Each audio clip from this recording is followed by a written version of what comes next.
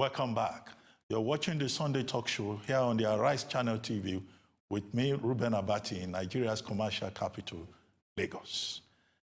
Now, before we went on break, Wale, you were talking about Senator Aisha Al-Hassan, who insisted that even if President Buhari were to seek a second term in office in 2019, she would not support him.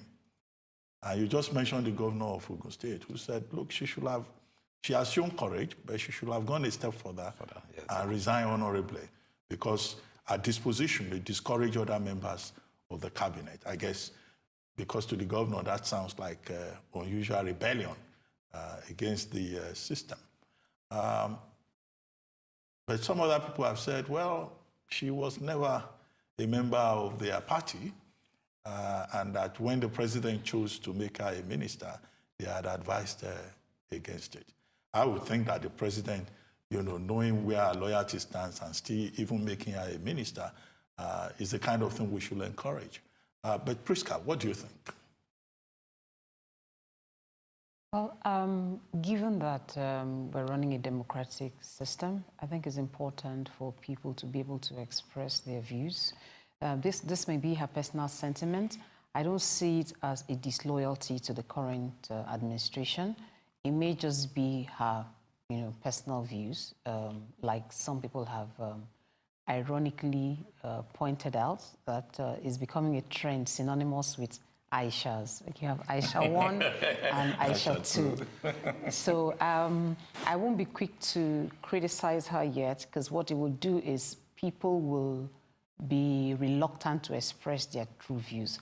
I think as a leader, you should be able to receive criticism, both positive and negative, and then have a platform that encourages true feedback from your followers, because that's the only way you would know if you're truly serving them right or you're doing the right thing. But what you see in those parts is there's so much lip service, there's so much praise-singing, Your Excellency this, Your Excellency that, you're doing excellently well. And eventually when they leave office, the same people who were praising them, the same people who were encouraging them that you're doing very well, will be the first to criticize them. So why didn't you criticize them when they were in office and give them an opportunity to correct their ways when they still had the ability to do that?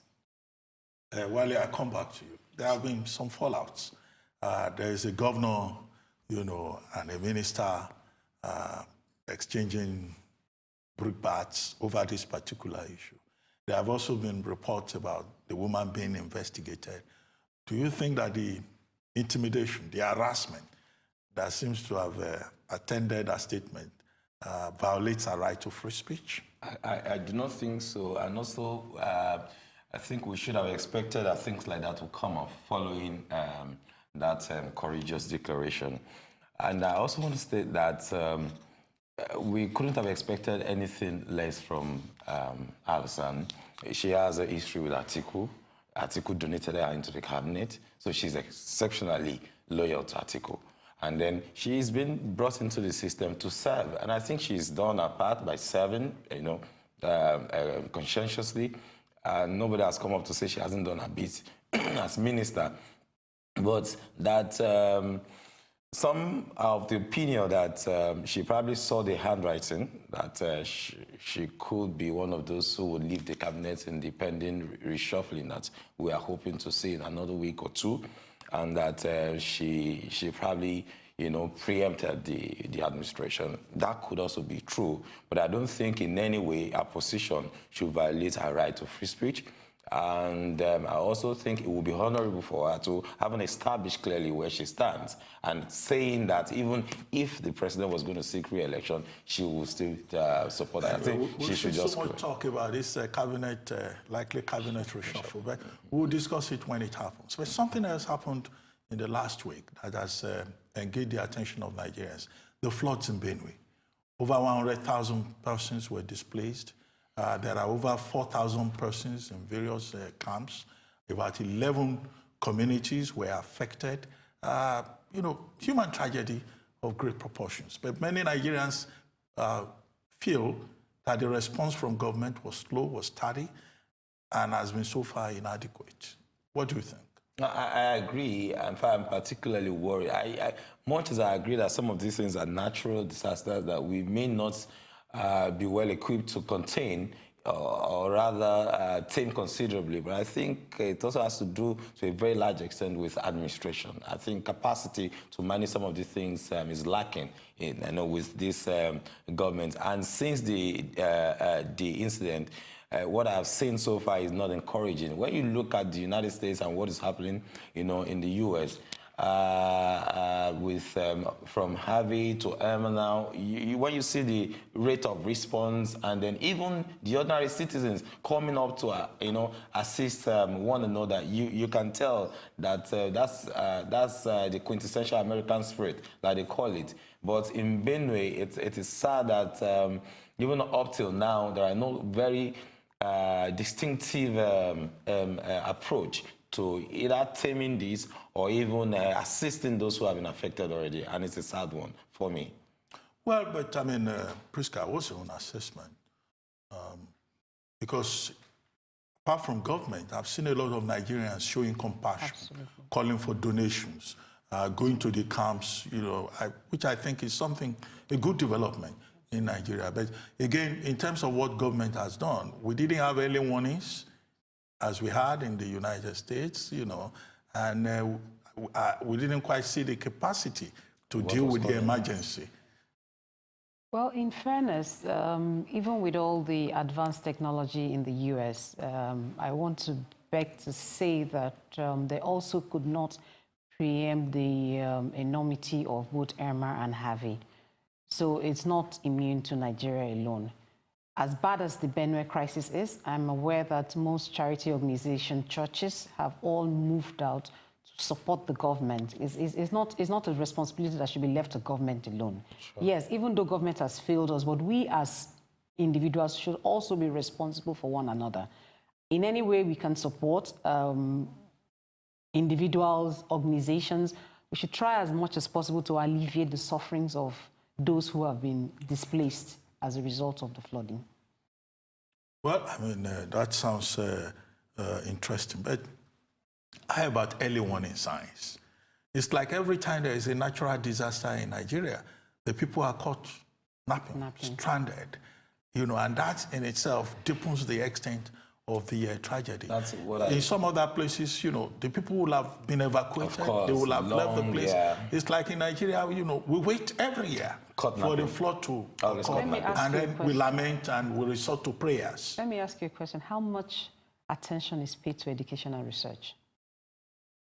How prepared are we for natural disasters? Do we have institutions that do these studies and come up with it? We do not. Nigeria has meteorological agencies. Yes, we do have. Nigeria has emergency management agencies at both state and federal level. Poorly equipped. How equipped are they? Poorly equipped. It's evident. I share a sentiment on this, yeah. And that was why I talk about administration and capacity. Well, but some people have said in Nigeria that it's not even about poor capacity or capability.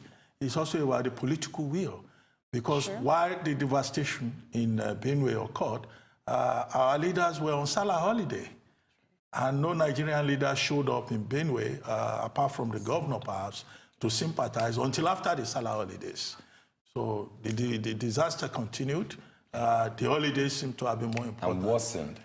I guess during the holiday, you two were, you were part of the... But I shared the pains of those in Benue at the time. But we hope, of course, that both the remote and the immediate causes, will be studied. Moving forward, government has to put a lot into research, like she said. We need to, up our game in terms of education. We are still very far behind. And whether or not we like it, if we're going to move forward, education is one area we must pay considerable attention. There is no two ways about it. In a few weeks, the budget will come out. When you look at the attention that is paid in education and budget, and it goes to tell you what our focus is. You can't get what you don't give. The level of attention, absolutely, the level of attention we pay to education will determine the value that we derive from that institution. You can't grow as a nation if you pay poor attention to education. And that is why, even in the workforce, if you look at the ill-prepared quality of human resources we have, it is disheartening. That's why skill transfer is trapped within some certain sectors, because those who went through the professional system in the 80s and the 90s, the quality of their delivery in comparison to those who came up in the 2000s and in the millennia is apparent. Well, you are still watching the Sunday talk show, This Day Live, here on the Arise TV channel, with me, Reuben Abati, in Nigeria's commercial capital, Lagos. We're heading for a short break now. Do stay with us. We'll be right back.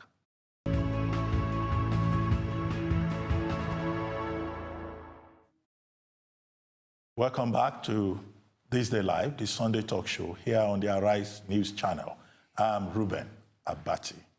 And joining us in this second segment of the program is Yemi Adamolekun of the Enough is Enough group, an advocacy group in Nigeria. Yemi, good to see you again. Good to be back. Thank you. Yeah. Now, today we've been having another issue with natural disaster elsewhere in the world. Category 4 Hurricane Emma has ravaged parts of Florida today, bringing the full intensity of the storm to bear on the lower Florida Keys. After days of alarming warnings, forcing millions of people to leave their homes, Emma has already made its presence known across South Florida, causing more than 1 million power outages and lashing major population centers with rain and wind. The Hurricane Center says the danger is only just beginning. The center warns that Emma has created an imminent danger of life-threatening storm, flooding along much of the Florida West Coast. Many people have heeded calls to leave the area, while some have decided to stay. It's interesting to get this report because just before we went on break, we were also discussing the situation in Nigeria, the floods in Benue.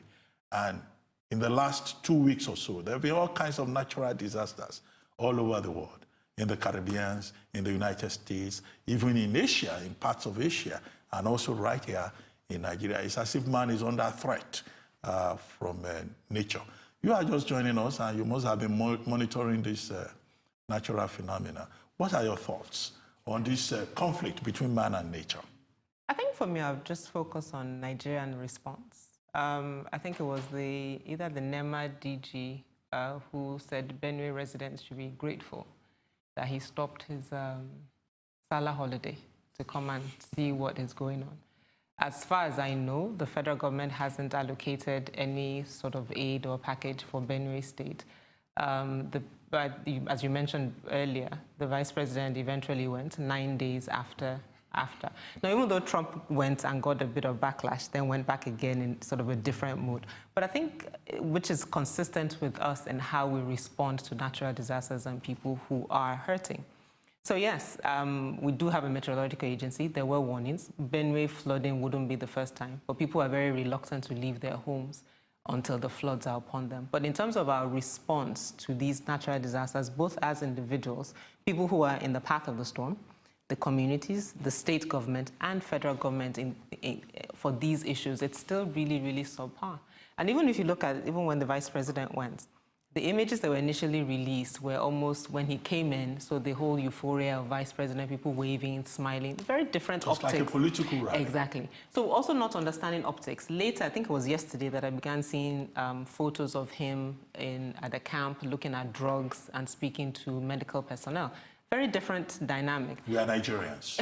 So we're different, isn't it? No, but it's even just understanding what is it that we value, what is it that is important. Even for the people who are affected, people had phones, they were trying to get a picture. So but from a government perspective, they need to be more mindful of what it is that they're projecting, even if the citizens of Benue want something else. But underlying it really is just how us as a society will respond to loss of lives and will respond to disaster. People just get on with it. Unfortunately. But Wale, but follow a lot. So more Nigerians can probably tell you what's happening in Houston and Florida than they can tell you what's happening in Makurdi. Yeah, which was my next point. I mean, you already touched on some of these things. But Wale, you were concerned about the response in Nigeria and the response in the United States. For example, some people have said in the US, you could see former presidents, going to assist people, rolling up their shirts and all that. But here for us, it was like a ceremony. And even in terms of the response, we've seen a lot of capacity. When are we going to get to that level? I don't know. We keep praying. Sad. We keep praying. No, you blame God for everything. We keep praying because we haven't reached that point yet. Leadership here is worshipped. And then so until we start seeing leadership as service, essentially service, we may not get there very quickly. I don't think so. Prisca? Well, it's unfortunate. The truth about it is, like you rightly said, there's so much lip service. People are not given to genuineness. You don't see commitment, you don't see patriotism, you don't see nationalism in the way we go about our daily lives. You see more of hero worship, you see more of lip service. If you think that this is an acceptable norm or acceptable way to behave, then every other person toes that line. But you don't see people standing out to be themselves, speaking their mind, contributing truly to the growth of this nation. Because the truth is that it can't be done by one person. So it takes a collective effort of everyone contributing positively to be able to move this nation forward. And it's not an easy task. Like a deep sigh. A very deep one, actually. Well, I mean, clearly there are lessons to be learned from all fronts, both from the example of what is happening in the Caribbean and in the United States, and how we deal with such a phenomenon in our environment. Yeah, and how it's covered. And how it's covered. Yes, true. Really? Yeah. Yes. CNN How much talks about, airtime is given, yes. He's talked about Harvey nonstop, like literally. Absolutely. Like news agency in the US talked about it nonstop. So you couldn't say you did not know if you actually have access to a TV. In Nigeria, you really could say you might not have heard of what's happening in Benue because we don't, the consistency of sort of nonstop coverage, human angle stories, statistics, data, featuring IDP camps, how many people have lost their lives. We don't It's put right in your face. Exactly. You don't have it. You can't run away from it. You have to deal with it. But we don't do that. We don't cover anything like that, really. Well, maybe except elections that we don't cover like that. Maybe the problem for the Nigerian media is also a matter of capacity. I mean, look at all those flooded areas. I'm not aware that Nigerian journalists are even training in swimming. Drones. That's why we have drones. No, I wonder, How many media houses in Nigeria have I wonder drones? when you talk about capacity. When you look at international correspondence, you people who go to war-torn zones, risk their lives, get kidnapped, put their lives in danger. How many, I mean, apologies to the journalists, how many of our Nigerian journalists want to put their lives? Those guys are insured. Insured, exactly. Those guys are insured. Exactly, that's what I'm saying. Nobody will even remember you. Nobody will say anything. So we don't encourage that kind of behavior. A Channels TV reporter was killed in one of these novels. Yeah, and then I'm not sure.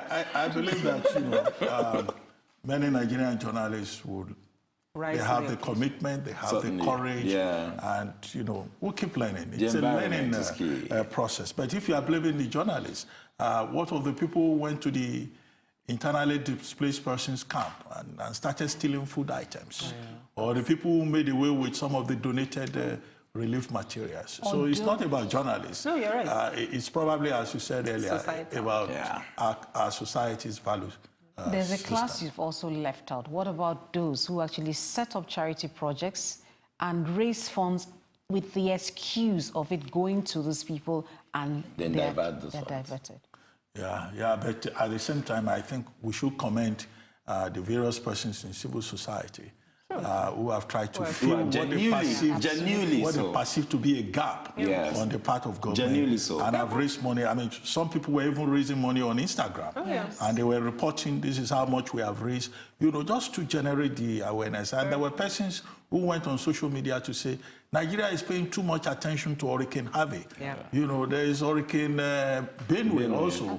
And, we should also be concerned. And you see that a lot of graphics, a lot of statements began to come out on social media to drive awareness. So the job is not only for government, it's also for for Citizens. citizens. You know, I like the way this thing is being treated in the United States, for instance. You know, this thing was announced ahead of time. People had, you know, the option of staying or going. And I like the fact that some people said, no, I'm going to stay. I want to see it. I'm up there, stocking, the, you know, the house with food items and all that. I mean, that's the fun side to this disaster. Yeah, it's fun. I mean, how would you see disaster coming and then you say you're not going to leave your house? Because you don't think it'll be as bad. I mean, I think there was a popular radio disc jockey in Florida who said the hurricane was a liberal agenda, but then quietly evacuated himself and left Florida. So there's some people who do some interesting stuff. But there are also some people who are adrenaline junkies who enjoy things like that. adventure, Absolutely. Yes, So they yes. feel that opportunities like that come once in a lifetime. Yeah. And if Be a I'm part of it, absolutely. Yeah, a feel of it. I want to be remembered. Well, perhaps the most memorable thing is the human angle side of the whole episode. helping. Coming out, assisting, helping, you know, it was how fun. the I human like that part, community you know, is so everybody, interconnected. you know, giving food, Well, buying. we'll take a short break again to allow you catch your breath. And then when we come back, we'll discuss the political situation in Kenya. I'm Reuben Abati. This Day Live on Arise TV. We'll be back.